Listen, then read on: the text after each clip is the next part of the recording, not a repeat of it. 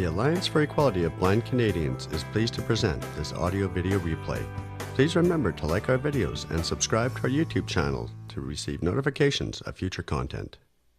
Thank you very much. Welcome everyone to our second authors event. This is the first time we've done this, and I think it's absolutely great. So thank you for joining the Alliance for Equality of Blind Canadians. And this is actually our third event, but second author event for National Accessibility Week. And my name is Marcy Yale, and I am AEBC's national president. I live in Ontario, but AEBC is a national advocacy organization of primarily blind, deafblind, and partially sighted members who are located in all parts of Canada. The members of the Alliance for Equality of Blind Canadians recognize that these lands on which we live, work, and gather, including the digital infrastructure of our work, are on the traditional and unceded homelands and territories of many Indigenous peoples, including First Nations, Métis, and Inuit, from coast to coast to coast. We acknowledge our duty to walk with and alongside reconciliation and decolonization efforts. Before I introduce today's special guests, or the first of them, I will briefly outline some housekeeping protocols. Today's session is being recorded for our YouTube and audio channels for those who are unable to attend virtually. Please remain muted throughout the session unless you are called upon to speak. After the presentation, if you wish to ask a question, please raise your hand and we will call on you, giving you an opportunity to unmute. Once you have asked your question, please mute yourself again to give our speaker the opportunity to respond. For those of you who may be joining us or Zoom for the first time, please note the following Zoom keyboard shortcuts. To mute and unmute, it's a toggle. On the Windows PC, it's Alt-A. On a Mac, it's Command-Shift-A. On a smartphone, it's the mute and unmute button. That's usually the bottom left end of the screen, but it keeps moving. Everything else does too. And on a landline, it's *6. To raise or lower your hand, on a PC, it's Alt-Y. On a Mac, it's Option-Y.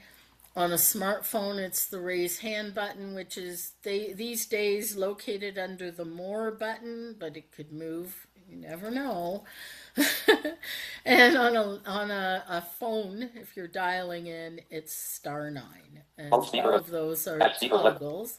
And someone's JAWS is working right now. Not sure who that is.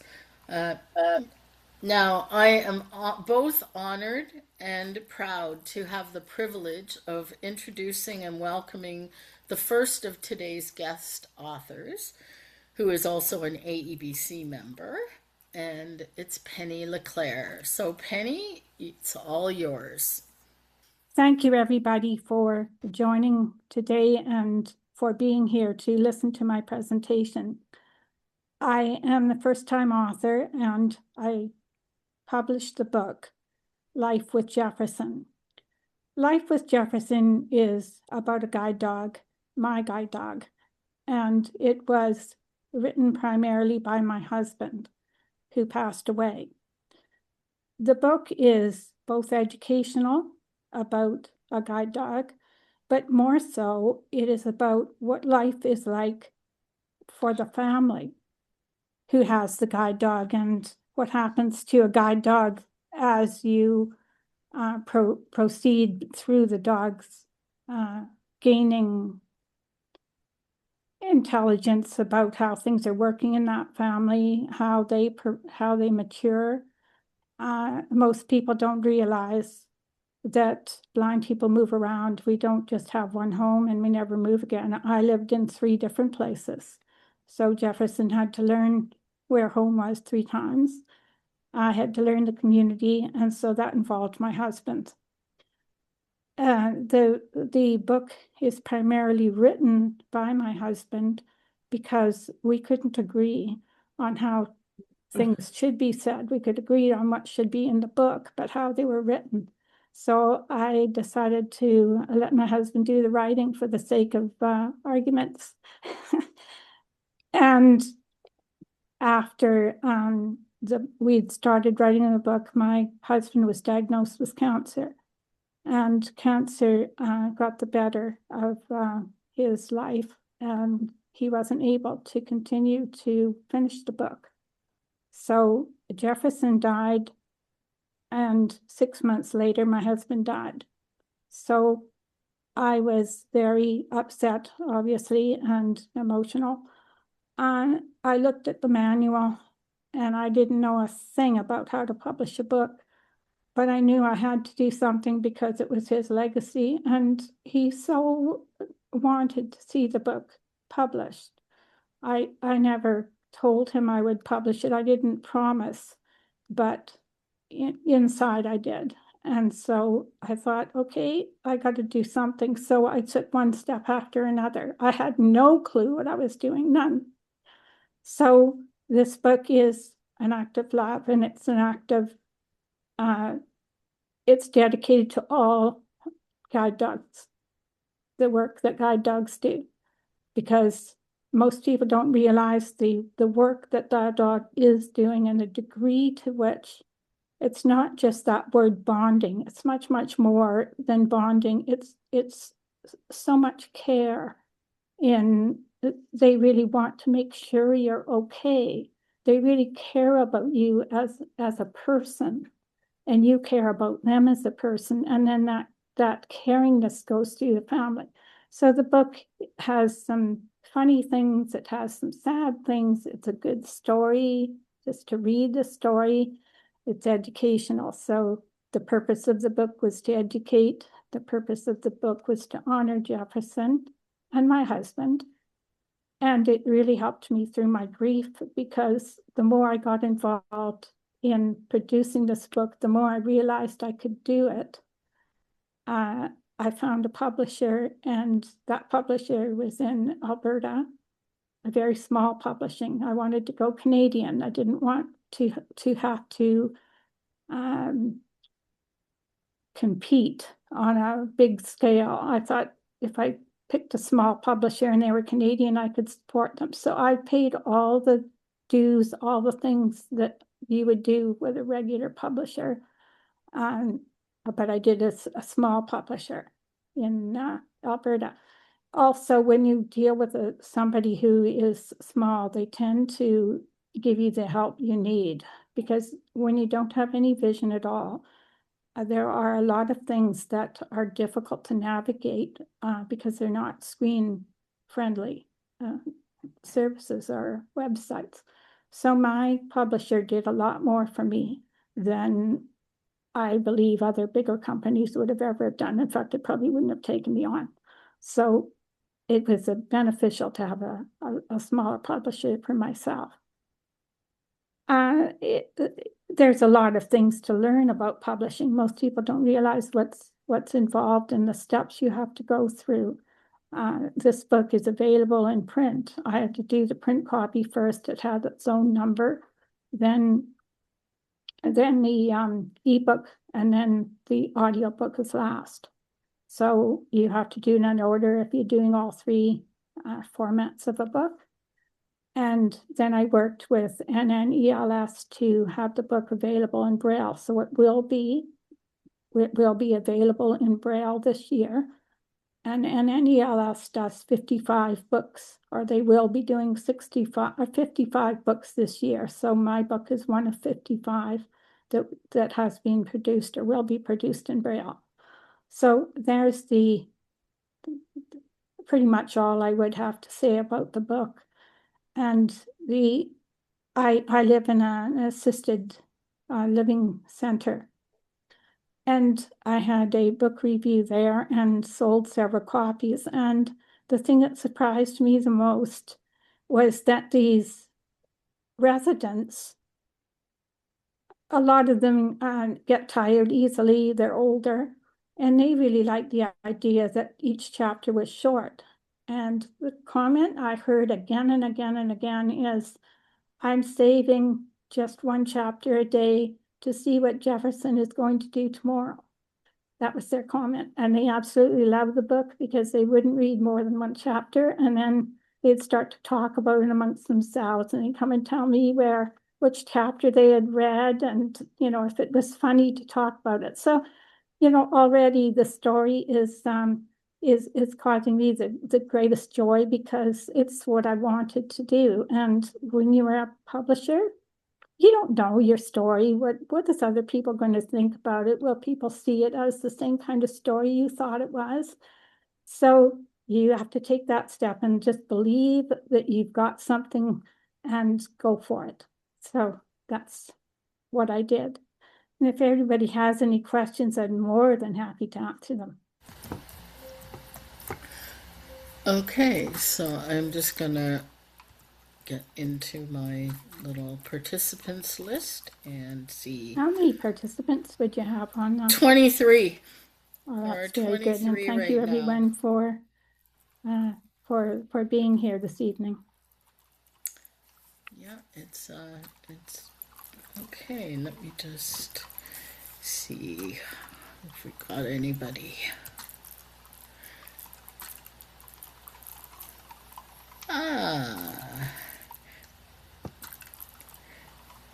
Diana.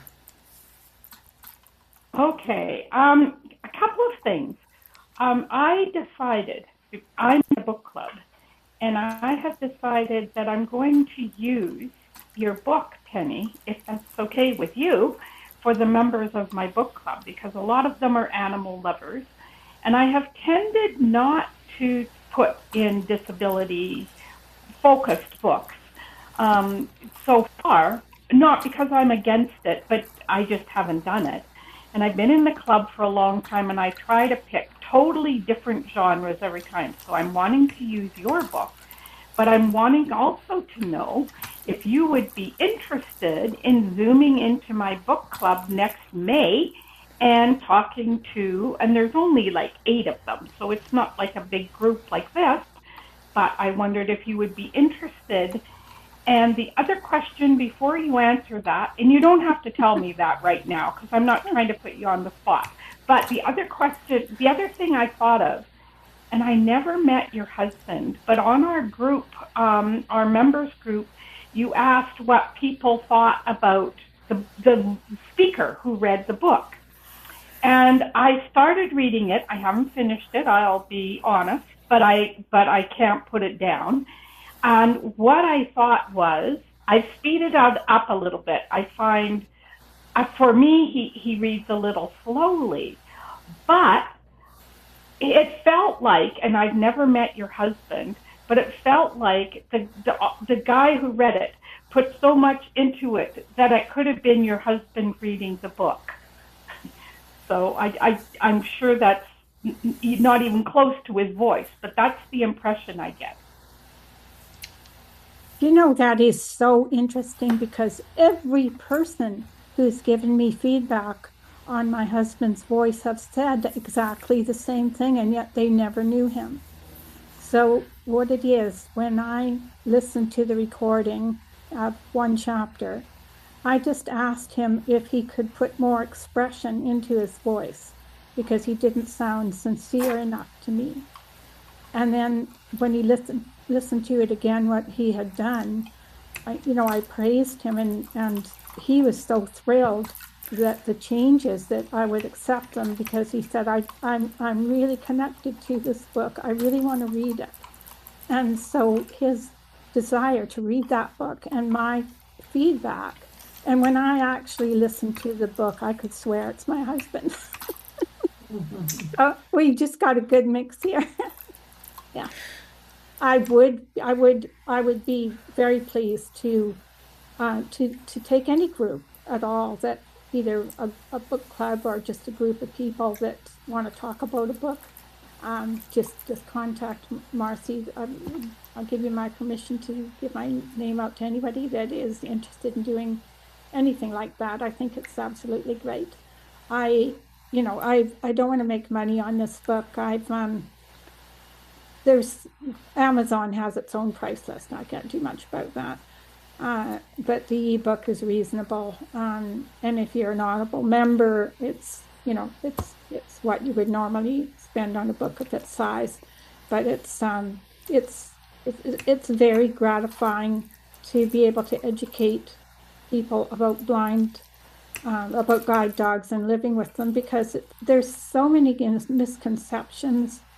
And I just hope that some of those can be put to rest. But thank you very much for your comments. It's so interesting that everybody said the same thing. Well, somehow the publisher or whoever picked him did a really good job at picking the narrator. That's great. Wow. I bought the ebook because I like Alex reading books to me.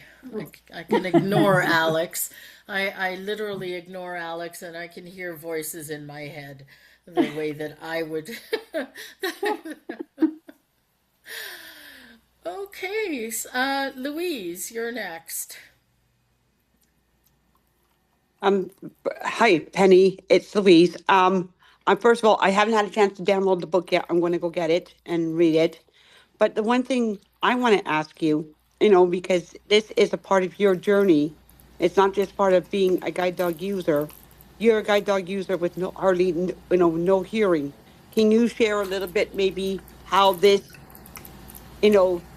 how you feel as a guide dog user, and how you adapt to the world a little bit, without giving away the story, but just share so people maybe want to go buy the book to, get more clarification about it. Well, I honestly, Louise, I don't think there's an awful lot of difference between how I would work with a guide dog and how other people do it. I have had 2 guide dogs, and both dogs seem to have picked up on. I have a balance issue. I've never fallen, but my gait will change, and the dog just slows down as soon as the dog senses that I've not even stumbled. My gait has changed. The dog slows down, and they weren't trained to do that, but they pick up on that. I think most guide dogs would do it. I can tell you Jefferson did it better than my first dog.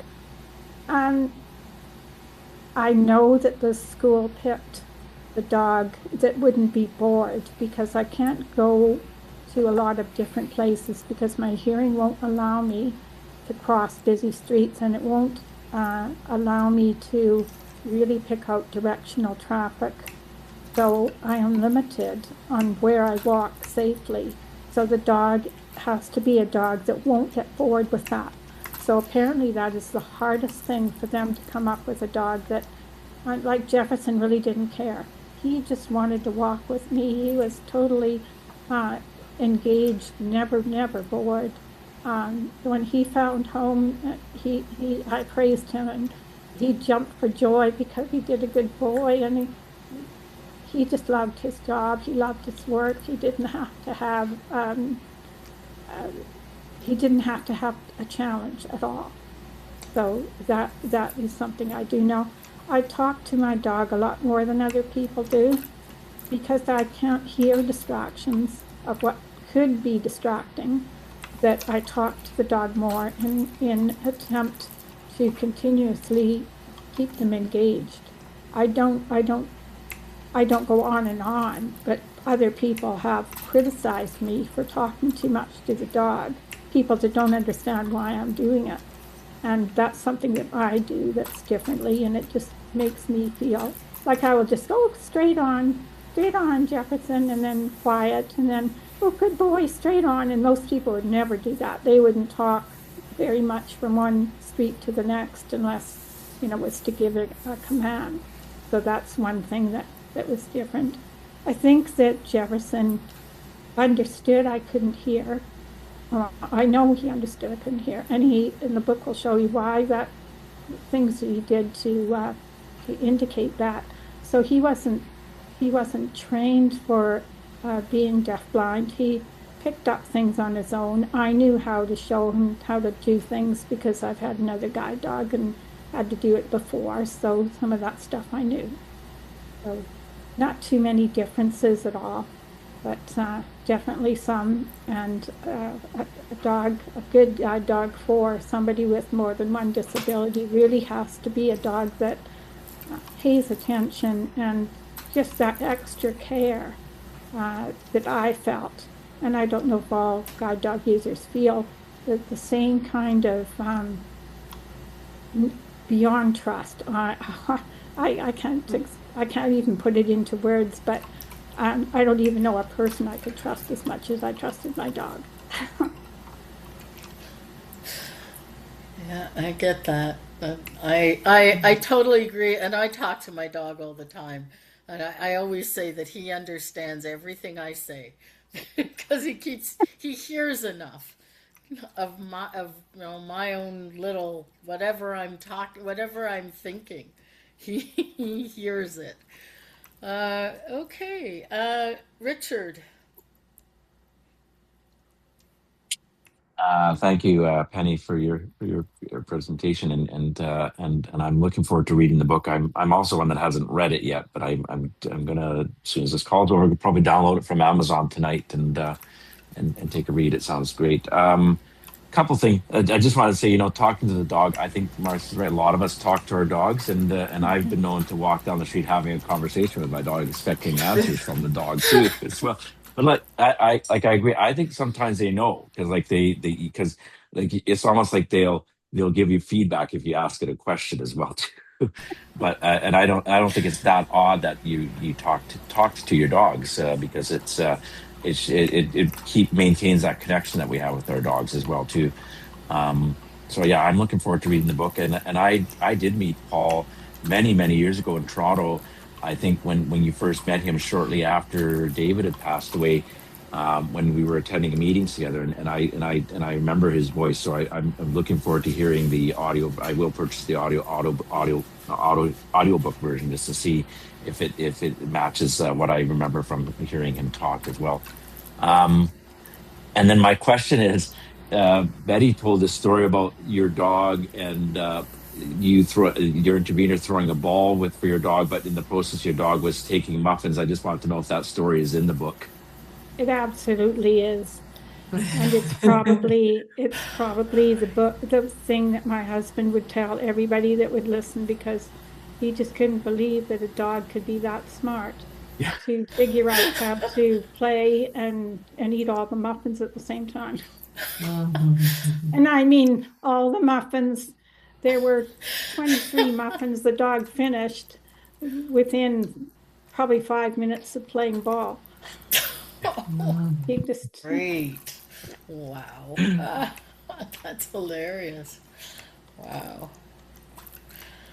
All right, Chantal, you're next. Hi, Penny. Thank you for being here with us today. And I'm just sitting here a little bit horrified at the thought of what you mentioned about Jefferson having had 3 different homes. It just reminds me of my husband Rick's first dog. And now that I sit here and think about it, we took him through 5 different homes and all kinds of other things, including the birth of our children and all those things. But I never really thought about it at the time. And even his last dog, he went through 3 different homes. What the real stress that it must cost them, I really don't know. But I also, just the little funny stories that you think about at the time. But I just, I'm looking forward to reading the book. I've purchased it. I just haven't had time to sit down and read it. And it sounds very interesting. But I think sometimes we just, at least I kind of got the impression, we know they're well trained to do what they're supposed to do for the person who's using the dog, but we don't stop to think about that whole family thing, the kids that pull their tail and their eyelids and all those things. And we certainly had that in our home. So thank you for kind of raising that issue. And I'm looking forward to reading your book. Thank you. Well, thank you, Chantel. And I know that for a dog to leave home what they've gotten familiar, it's a transition for them, and it's a transition that I had to think about because the third time we moved is when Jefferson got the most upset. He was a very sensitive dog, very sensitive. I couldn't yell at him and he would tremble. So I had to lower my tone when I was angry. I had to tone down what I did. And he didn't like the last move. He was comfortable, with home and really didn't like the idea of moving. And I really had to kind of baby him that everything was going to be okay. He'd wake up at night when he never did before. So you could tell he was going through emotions. And so we have to know that about our dogs. Sometimes we don't think about that, but he was so emotional and sensitive that I did pick up on it and tried to be, we're a partnership. I have to take care of him and he has to take care of me. So, it's you have to be aware of those feelings and what to do with them and how to make them feel comfortable. And I've always felt like this dog had a family and was attached to that family, and then they move again, and then they're in the kennels, and then you get them, you're the third person, and then you go on and have homes even after that. Like, that's a lot for a dog. You have to put up with in their life. It just gives me so much respect for their abilities to just stay with it, keep going, ready to go on every single outing, and the plane trips where they have to wait, and other things we put them through unintentionally because they have to be with us. So a lot of respect from me. And that's why the book is dedicated to all guide dogs. Aww. Okay, Brian, you're next. Yes, very good job, Penny. Good presentation on it. I just heard about your book this week, so I haven't had a chance to grab it, but I remember your dog, and I remember Finnegan playing with them. They were really good friends. Yes. In the garage of my house.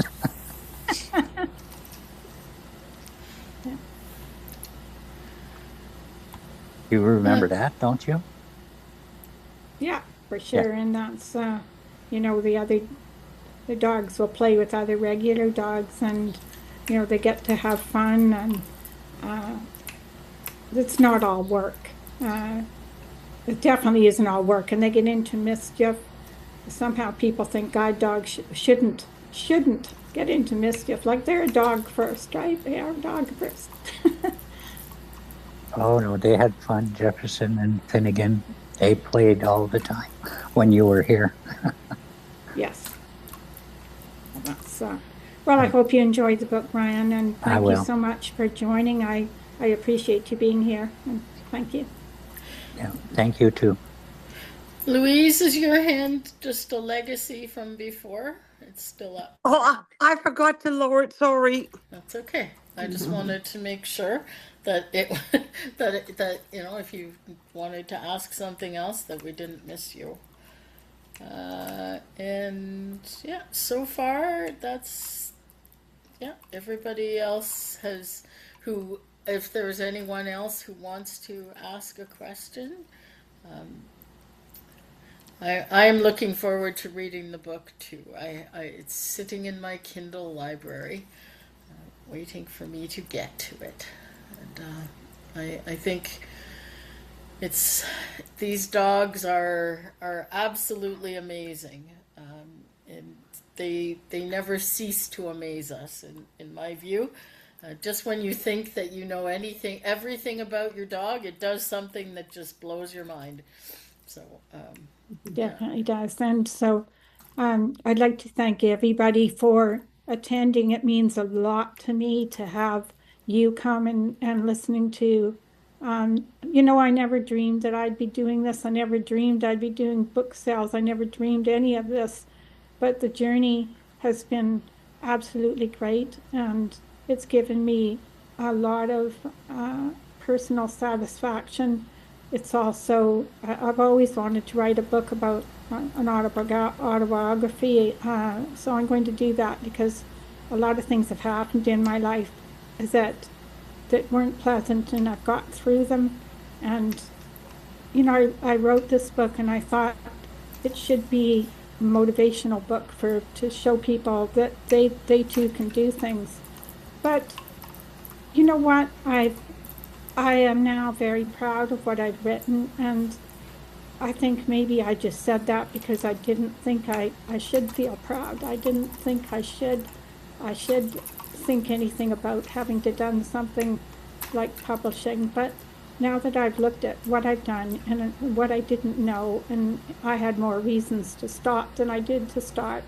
So although I say it's not motivational, it is in a way, because, you know, the human, when you listen to David last night talk about how impossible his journey was in the technology he was in, and he managed it along with other people to get the legislation. All these little stories, they do inspire other people, and inspiring people, it's not a negative thing just because we're disabled. People that have almost impossible things to overcome, they don't think they can do it to start, but they continue doing it. So if you think that you can't do something and you would sort of like to do it, I would say go for it. Let's find out what you really can do, because you're going to surprise yourself. Yeah, Thank and you. we have one more person with their hand up, Kathy. She snuck in there. All right. Yes. Hi, Penny. I really enjoyed. I did get your book, and I loved it. It really was very heartwarming, and you know, um, inspirational, motivational, all of those things. Um, I think I'll have to listen to it again, because I think I missed a little bit because I fell asleep. But it was a very, very, very good book. And I love the voice of the person reading it as well, and the the expression and all that kind of thing that he put into it. It was really great. Yeah, Marcy referred to, you know, the person reading slower, but that was because I have a hearing loss, I asked for that, because I find most books are read too quickly for me. So everybody can speed it up, but it's very hard. When you try to slow a book down, it'll put you to sleep. Yeah, that was actually Diana who speeded Oh, it up. Diana, sorry. It was I didn't Diana who recognize. speeded it up. Actually, I didn't find it slow at all. I like listening to a person. I don't like hearing it very fast either. So yeah, it was good. It was very good. Thank you, Kathy, for your comments. Yeah, thank you, Penny. Okay, well, thank you, Penny, very much for spending the time with us, and we really appreciate it. It's not everyone that can publish a book, and I think that you have every right to be proud of it. You really do, and don't let anybody tell you different. Well, thank So, you very much. Thank you so much. Thanks, Penny. I know. Bye. So now I have I am both honored and proud to have the privilege of introducing and welcoming the second of today's guest authors, who is Lynn Jensen, and I'll let Lynn say a few words about herself and her book, and take it away. It's all yours. Before I get started, Marcia, how much time do I have, seeing that we're running a little bit late? You have 30 minutes. I do have 30 minutes. Okay, I wasn't sure. 30 minutes. Okay. And you just let me know when you want me to share the little audio clip, and then we'll get that going. Thank you. For people who are blind or have low vision, the prospect of traveling can be absolutely daunting. I know, it used to give me heart palpitations just thinking about it. Tonight, I want to show you that traveling with sight loss just got a whole lot easier. AEBC friends, on February 24, I launched my debut book, Best Kept Secrets for Travelers with Sight Loss. I am holding up a hard copy right now. Those of you who cannot see the cover, it is a silhouette of a female traveler. She is using a white cane, a perfectly placed white cane, I must add. There's a story there. And she's walking towards the silhouette of the Eiffel Tower. Best Kept Secrets for Travelers with Sight Loss is the first book aimed at giving travelers who are blind or have low vision the tools to make travel fun and safe.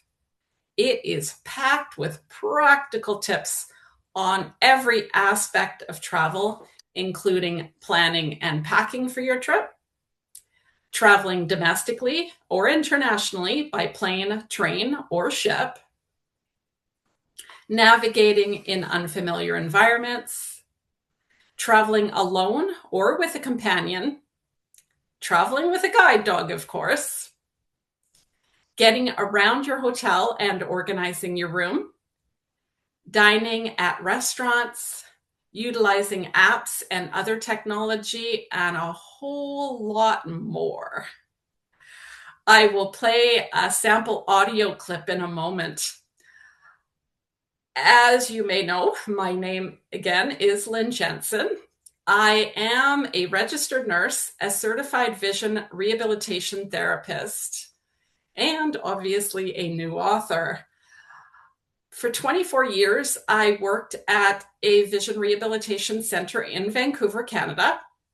And today I work as an independent consultant. I work with individuals and groups, both virtually and in person. Over the last 29 years, I have had many opportunities to travel with family, friends, co-workers, and sometimes just me and my guide dog. In fact, my first guide dog and I traveled to 13 countries, 14 states, 5 provinces, and 1 territory in her 8.5-year career. It's pretty good for a dog.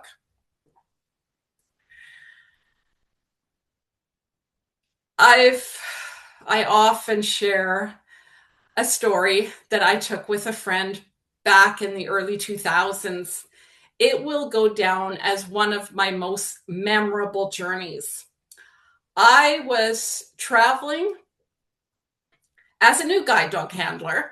My friend had a guide dog as well, and we flew into SeaTac International Airport, and we took a cab to a beautiful hotel in the heart of Seattle. Neither one of us was familiar with the area, but we had a blast exploring the town each day. One morning, though, we got totally disoriented on our travels. It was a Sunday morning, and we couldn't find anyone who could help us. It was like the town was deserted. Remember, this is pre-smartphone and sighted assistance and navigation apps. Finally, I turned to my friend and I said, "Look, I'll take it from here." My guide dog at the time was named May. I said, "May, come on, let's go find the way. Let's go get dinner, May. Come on, find the way." May turned left and she turned right and she turned left again. We crossed a few intersections and she turned right. Finally, I heard somebody walking towards us. Phew. I said, "Excuse me, do you know where I'd find the Four Seasons Hotel?" The man responded, "Well, you're standing right in front of it." That was a light bulb moment for me. that's when I realized, hey, I can do this.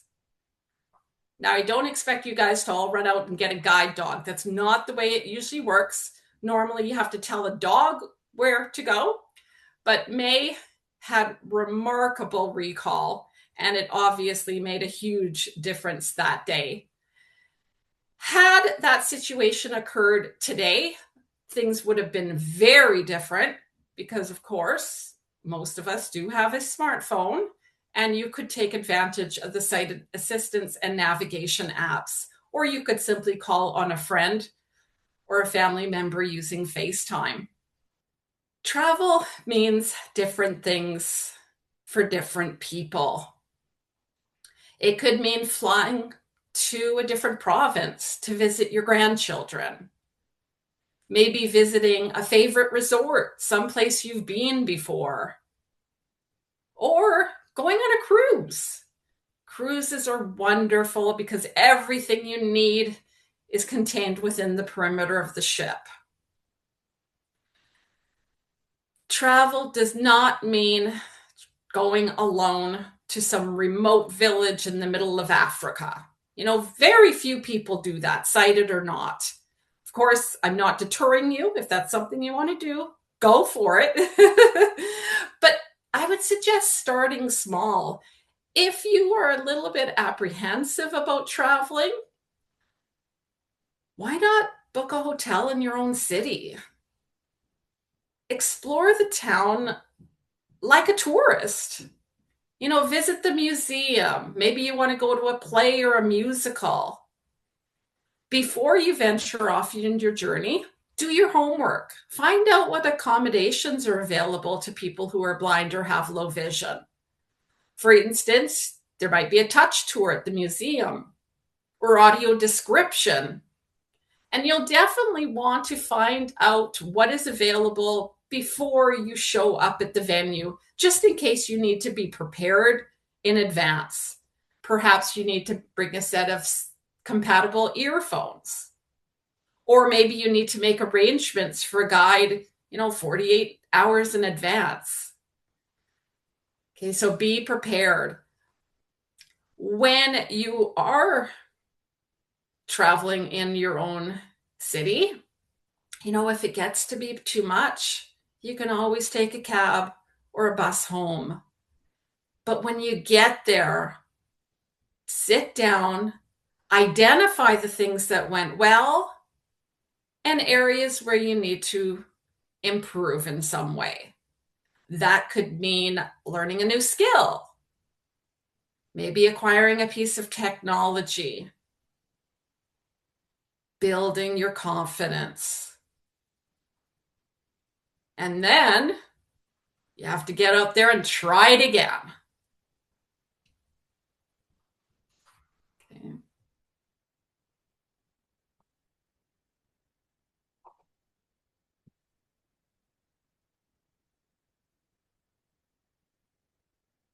This book is not just for people who are blind or have low vision. It is for friends, family members, travel companions. Ideally, I hope that every person in the tourism and hospitality industry read the book. As I mentioned earlier, there is an overview in the appendix of dining tips. In fact, there's two of my most popular blogs. Lynn's top 25 tips for restaurant dining includes tips like bringing a folded sheet of black construction paper in your purse or your wallet, and you can slip it under your white dinner plate at the restaurant in order to increase contrast and allow you to see the edges of the plate more clearly. Speaking of contrast, there's another blog that I included in the appendix. It is called 6 Ways to See Better.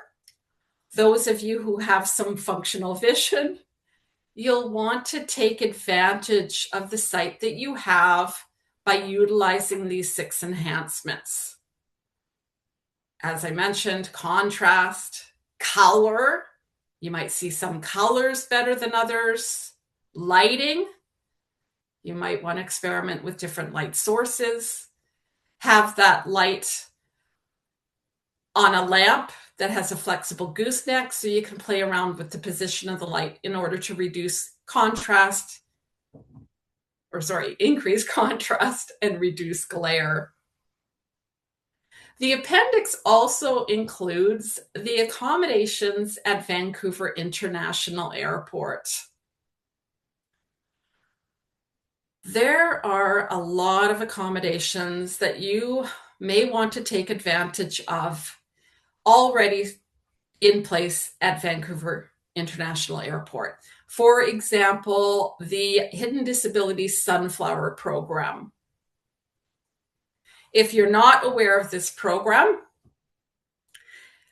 you can pick up a lanyard or a sticker at the customer care kiosk, and the sticker and the lanyard lets the airport staff know that you may require some additional time, some additional patience, or maybe a little bit more detail as you're navigating those problem areas like airport security, customs, or maybe the boarding gate.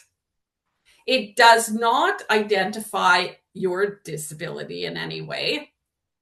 And sometimes when you're interacting with the border officials, the security officials, there may be times where you do need to give that person a little bit of information. I would suggest sitting down and making a short little speech that you could present to an individual at times where they do need that added information to make things easier for you.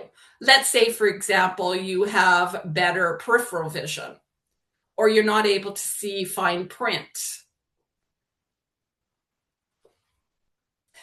Are there any questions so far? Pat, go ahead. No worries, no worries. You had said that there was an audio clip or something that you wanted to share with us, and I wondered if you had that and if that had any story attached to it. It just has a short sample of the book, so a few little tips from 2 of the chapters. Oh, cool. Marcia, if you could please play the clip now, that would be fantastic. Sure, I will do that. Beyond Print presents Best Kept Secrets for Travelers with Sight Loss by Lynn Jensen, Jensen.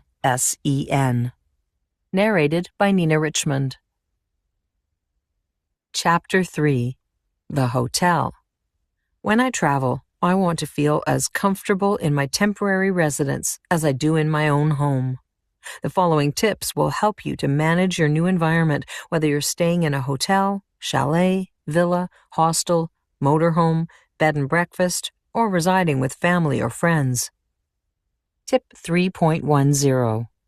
Place an elastic band around the doorknob of your hotel room door so you can easily identify the doorway in a corridor with similar doors. You may want to tell the hotel clerk that you are doing this so the housekeeping staff do not remove the tactile indicator. Tip 3.34. If you anticipate any difficulties tracking down a source for lunch, or you are simply pressed for time, get the hotel restaurant to pack you a brown bag lunch while you are enjoying your breakfast. You'll appreciate the convenience. Chapter 9. Traveling with a Guide Dog. My fondest travel memories usually include one of my guide dogs, but, the way I see it, traveling with a guide dog, domestically or internationally, takes as much forethought as traveling with a child. With that in mind, I guarantee the extra time and effort you put into preparing for your journey will be well worth it for both you and your four-legged companion. Tip 9.5. For convenience, prepackage each individual meal of dog food into a small Ziploc bag. Always bring a few extra meals of dog food with you on your journey in case you are delayed in returning home. Tip 9.21. For safety when staying at a hotel, if you need to take your dog to the outdoor pet relief area at night, call the front desk and ask them to check on you if you do not call them back in a predetermined amount of time. Make sure that the staff person is aware of your destination. You may even want to ask if security could accompany you. Don't forget to grab your hotel room key on your way out the door, because your door will lock automatically behind you, and you'll probably need your hotel room key to enter the hotel after hours, especially if you'll be using a side entrance. Take your smartphone as well.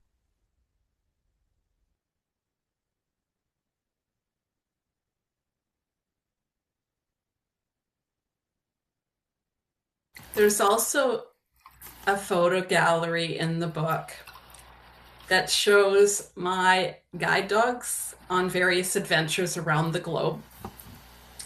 The photographs throughout the book are well described. In fact, there is one appendix dedicated to the alt text descriptions, including the front cover. I want you to think back. When was the last time you listened to an audiobook and you actually got a description of the book cover? Has that ever happened? Anyways, it was really important to me that it was there. The book is available on my website, blindtraveltips.com, and through the main online book retailers. It is available in multiple formats. You can get the book in large print, regular print paperback, ebook, so accessible EPUB 3, audiobook, both MP3 and DAISY. Keep in mind that the DAISY format is only available on my website. And if you do purchase the large print book from my website, that book is coil bound, allowing the book to lay flat for easier reading with a magnification aid. Are there any more questions? Okay, let me get into the participants and have a look. As people get their hands up.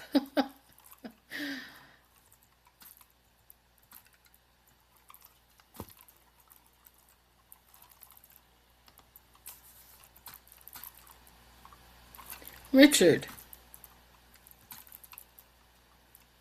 Yeah, hi, Lynn. Hi. Thanks for your presentation.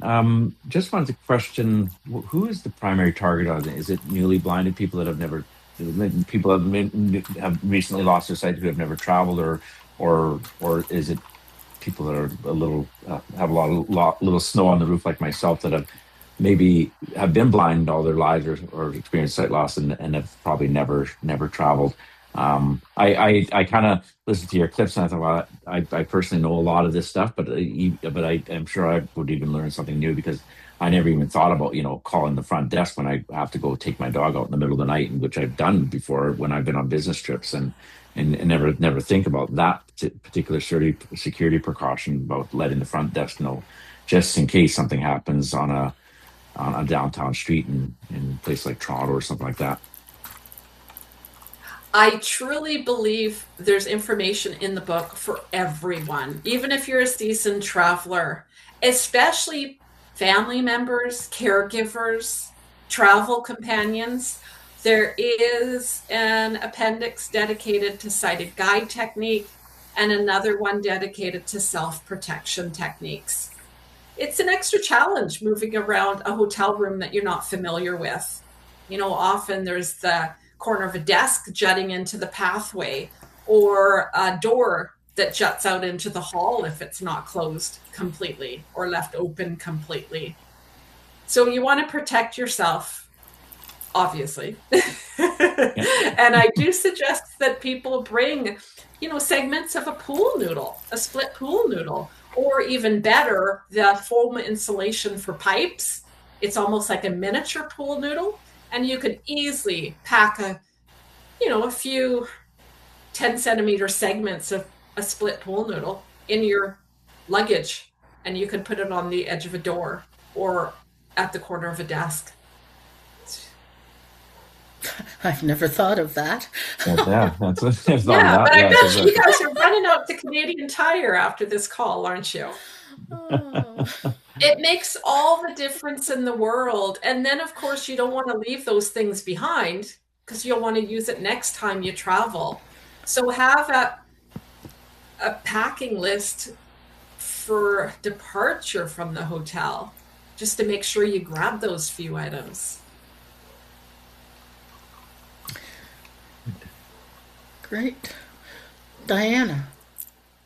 I was just going, I'm glad you mentioned travel agents, because one of the things I did, and I'm sorry none of them turned up, I have a cousin who is a travel agent.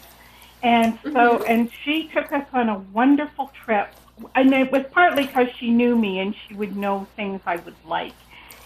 We went to Italy and we got personal tours of things that I wouldn't have gotten if she hadn't set all this up. But one of the things she did is she passed your information on to, I don't know whether it's Travel Agents of Canada. I haven't got the name that she sent it to, so that they would have access to your book, because I'm glad that I think travel agents are in a very good position because they know the activities, but they don't always know how to make them accessible for blind and partially sighted, deafblind people.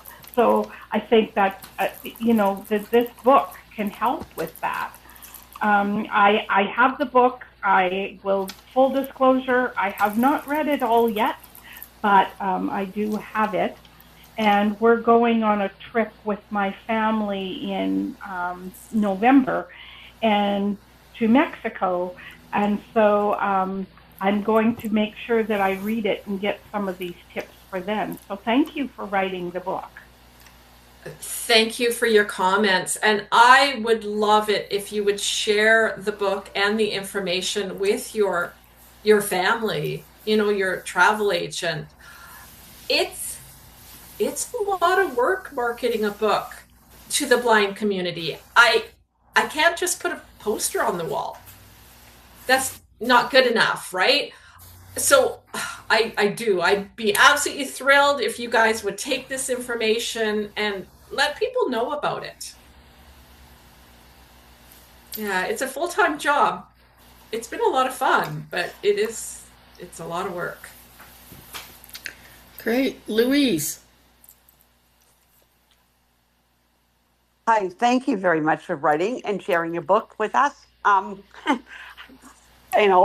never thought about phoning the front desk myself, even when I went out late at night. So thank you for that tip. That is a good one.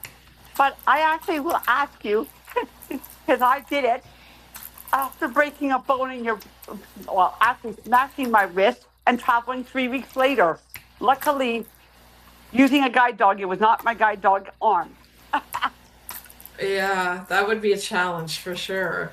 It was a challenge because going through security at an airport and everything, on that trip I ended up going through extra security because I had to go out to relieve my dog and come back in.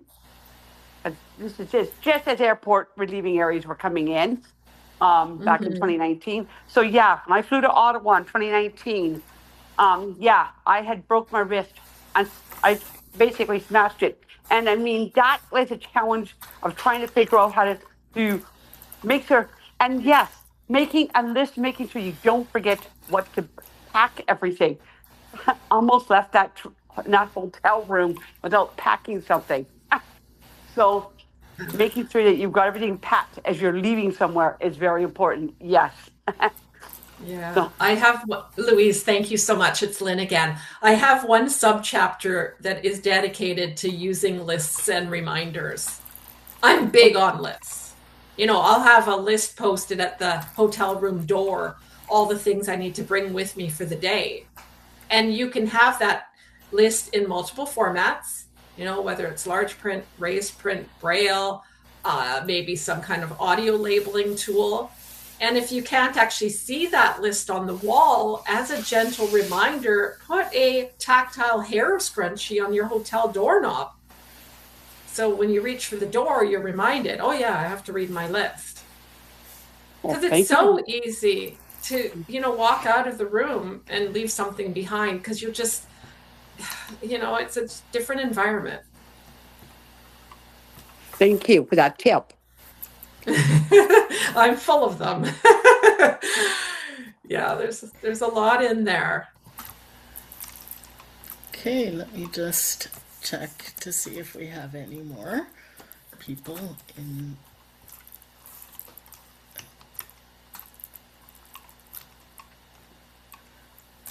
All right, if Zoom would behave. There we go. Okay.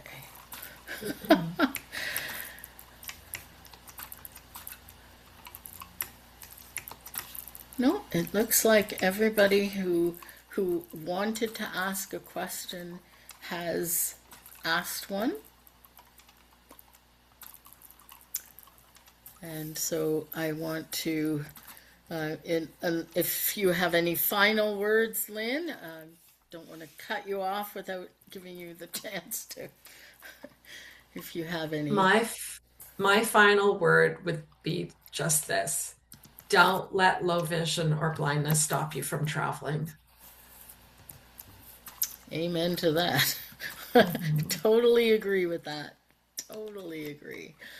So I want to thank, I'm not sure if Penny is still here, but I want to thank you, Lynn, and Penny, if she is still here, for speaking with us this afternoon or evening, depending on which time zone you're in. Also, thank you to everyone who joined us for our second Authors Week, Accessibility Week Authors event. Your emails and social media have been peppered with all these postings of events and celebrating this important week. Online, please fill out our accessibility survey if you haven't done that yet. Have some fun with our rating scale. It's a little bit different than just 1, 2, 3, 4, 5. And check out our special video clips from last year's Ask Me Anything event. They're up there. They're flipping around through email. So check them out as well. And thank you for coming. And as they say, goodbye for now. Thank you for checking out our content. To learn more about the Alliance for Equality of Blind Canadians, please visit www.blindcanadians.ca. And if you haven't already, please like and subscribe.